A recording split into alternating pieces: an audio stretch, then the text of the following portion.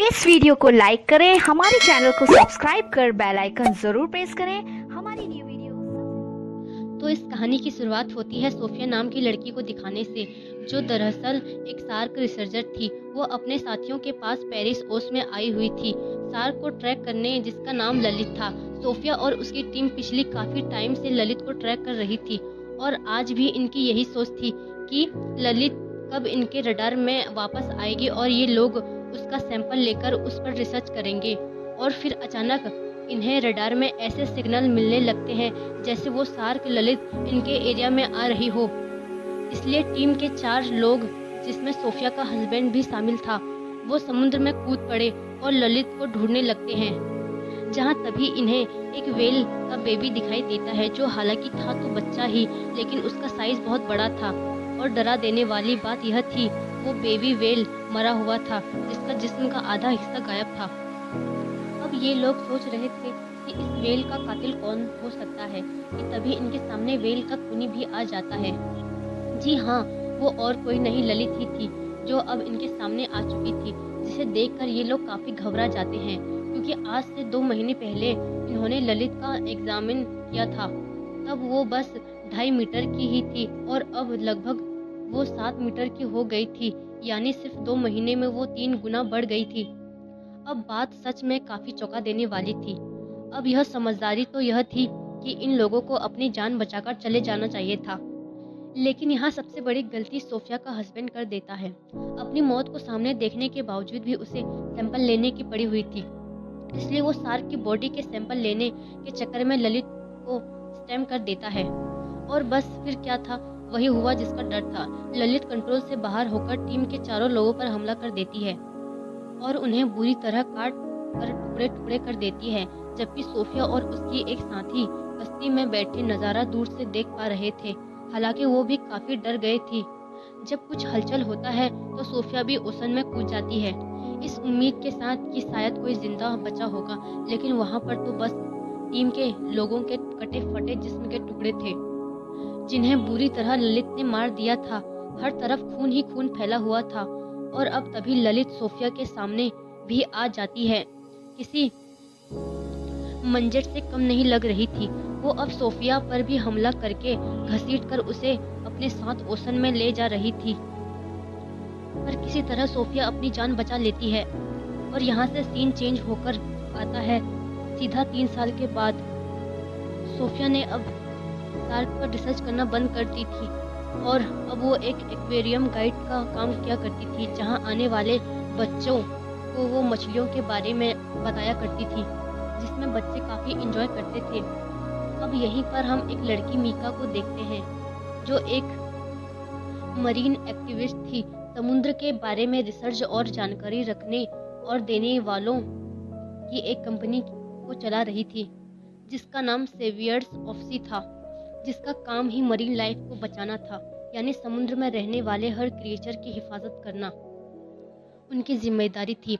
अब मीका सोफिया से जाकर मिलती है, जिसे वो अपने हेडक्वार्टर ले आती है और उसे दिखाती है कि ललित चांद, जिस पर सोफिया कुछ साल पहले रिसर्च कर रही थी, वो कुछ ही टाइम में पेरिस के एक रिवर में आने वाली है, या मानो आ रही है, यानी कि इनके शहर के ही रिवर में, और बस पेरिस के रिवर में एंटर होने ही वाली। इसलिए मीका यह चाहती है कि सोफिया ललित को एग्जामिन करने में उनकी मदद करे, जिस पर सोफिया कहती है कि ये कोई बड़ी बात नहीं है, अक्सर सार्क मौसम के बदलने की वजह से एक जगह से दूसरी जगह चली जाती हैं। और हाँ, पैसिफिक ओशन में रिवर में आना थोड़ा मुश्किल है। ललित तो क्या, कोई भी सार्क रिवर के ताज़ा पानी में सर्वाइव नहीं कर सकती, इसलिए वो यहाँ आने से पहले ही वापस लौट जाएगी। अब इस वजह के साथ साथ सोफिया के सदमे से भरा माइंड भी था, जो उसे सार्क पर एग्जामिन करने से और उसे ट्रैक करने पर रोक रहा था। इसलिए कुछ इस तरह की वजह देखकर सोफिया वहां से चली जाती है। अब हम 2 लड़कों को उसी सन रिवर के पास खड़ा देखते हैं, जिन्हें रिवर के 2 छोटे छोटे मिसाइल्स मिलते हैं। तब यहाँ पर पुलिस आकर सभी मिसाइल्स को इकट्ठा कर लेती है और सबको बताती है कि दूसरी जंग के बाद से इस रिवर में छोटे छोटे मिसाइल्स और उनके सेल्स मिलती रहती हैं, इसलिए डरने की कोई बात नहीं है। अब रात के टाइम मीका अपने एक दोस्त के साथ सन रिवर में आती है, जो यहाँ हुई कार एक्सीडेंट की जांच करने आए थे, पर असल में वो तो ये एग्जामिन करने आई थी कि ललित इस रिवर में आ गई है, इसलिए मीका की दोस्त रिवर में कूद जाती है, जहां वो शार्क के बड़े बड़े पंजों के निशान देखती है। पर तभी यहाँ पुलिस भी आ गई थी इन दोनों को पकड़ने के लिए, क्योंकि इस तरह किसी भी केस की इन्वेस्टिगेशन करना गैर कानूनी था।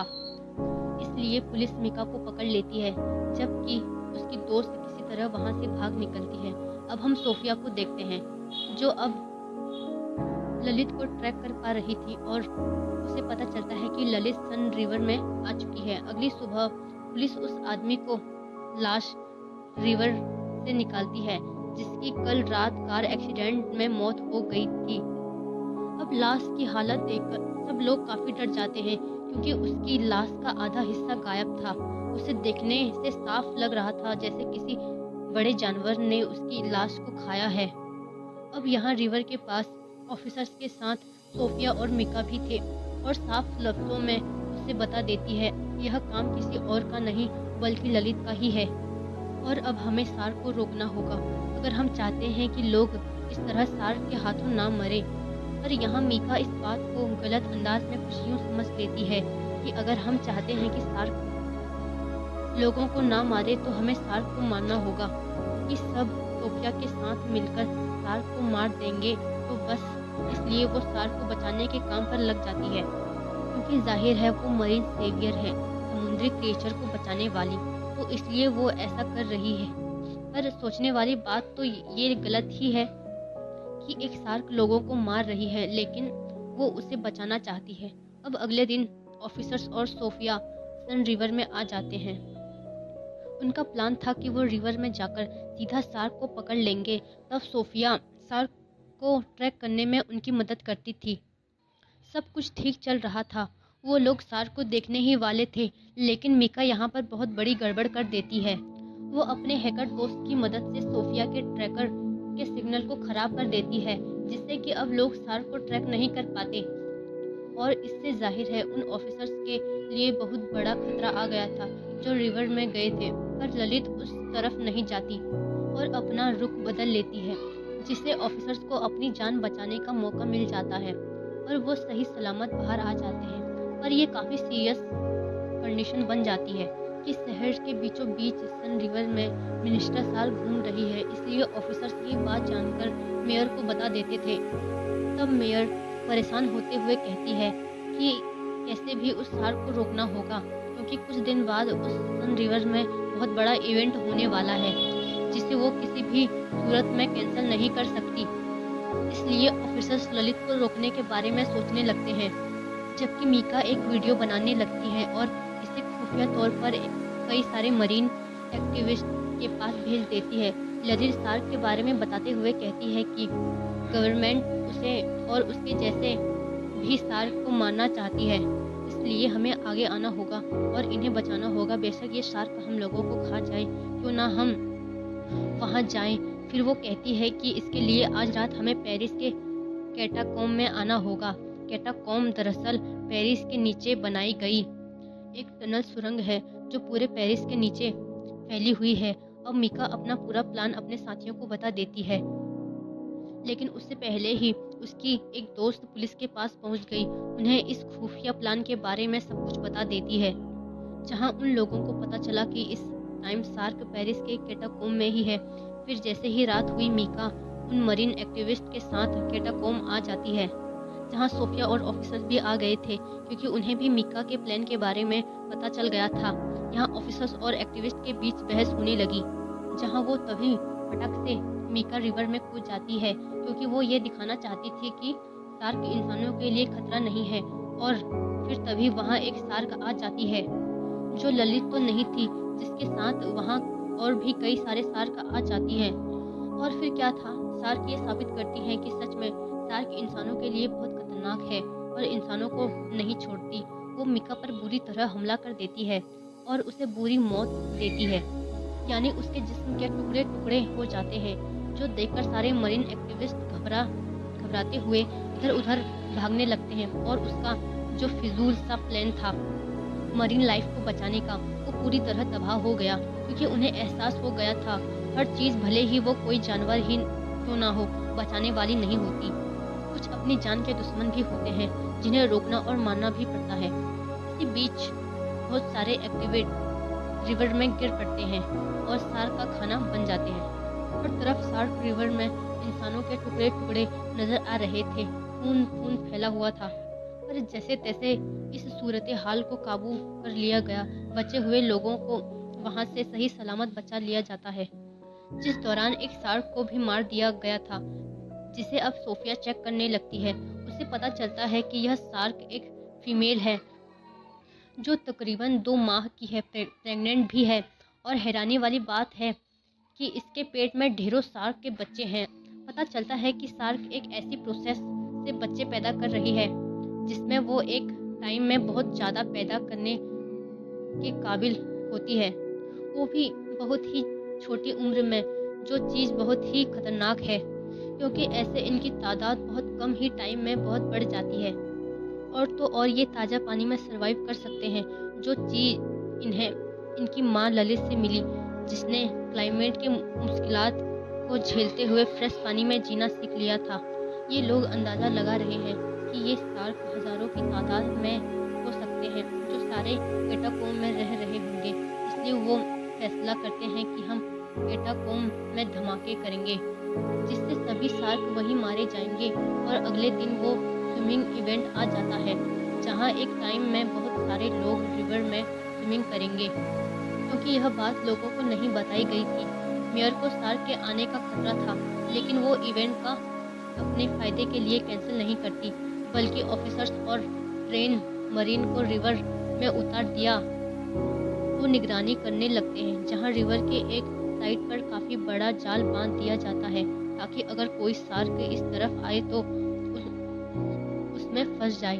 जबकि सीनियर ऑफिसर सोफिया और अपने साथियों के साथ कैटाकोम में आ गए थे, क्योंकि वो वहाँ की मेन जगहों पर धमाके करने वाले थे।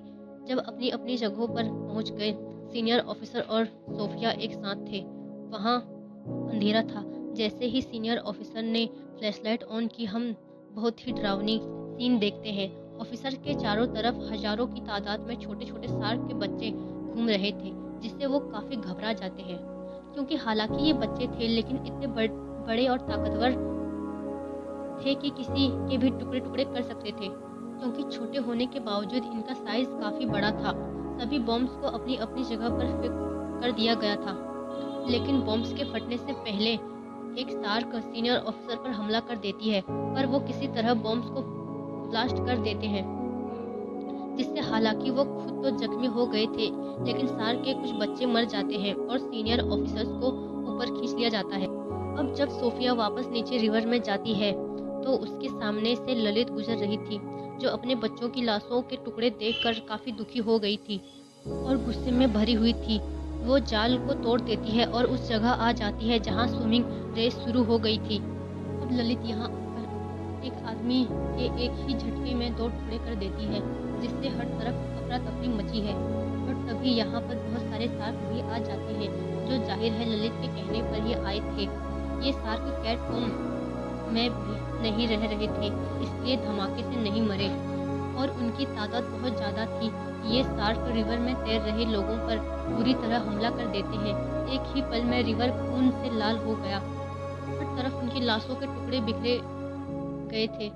इसी के साथ यहाँ सबसे बड़ी गलती यह हुई कि ऑफिसर्स ने शार्क को स्नाइपर से शूट कर दिया, जिससे कुछ निशाने पानी में पड़े मिसाइल्स पर लग जाती है, जो दूसरे वहाँ पर पड़े हुए थे, लेकिन डिफ्यूज नहीं थे, पूरी तरह एक्टिवेट थे। जिससे होता ये है कि एक मिसाइल से फटने से ढेरों मिसाइल से फटने लगती हैं। ऐसा होते ही बड़े बड़े धमाकों के साथ वहाँ सुनामी जैसा सीन बन जाता है। रिवर का पानी हर तरफ फैल जाता है, जो मेयर के साथ साथ पेरिस के बहुत बड़े हिस्से को अपने साथ ले डूबता है। बहुत बड़ी तबाही मच जाती है। सिर्फ सोफिया और ऑफिसर ही बचते हैं, जो अपने चारों तरफ तबाही को देख रहे थे। आसपास लाशों और ढेरों शार्क घूम रहे थे, और बताया जा रहा था कि ये शार्क सुनामी की वजह से आसपास के एरिया में भी जा रहे हैं, जिस वजह से वो पूरी कंट्री में फैल जा चुकी है। और सबसे खतरनाक बात वो अब यहाँ से पूरी दुनिया में ही फैल जाएंगे और बहुत बड़ी तबाही मचाएंगे, जिससे इंसानियत और दुनिया का नामो निशान मिट जाएगा, जो चीज़ बहुत खतरनाक है। और इसी दिल दहला देने वाली एंडिंग के साथ ही ये कहानी अंडर बेस यहीं खत्म हो जाती है। तो दोस्तों, आपको कहानी अच्छी लगी तो मेरे चैनल को लाइक एंड सब्सक्राइब करें और मिलते हैं मेरी अगली वीडियो में।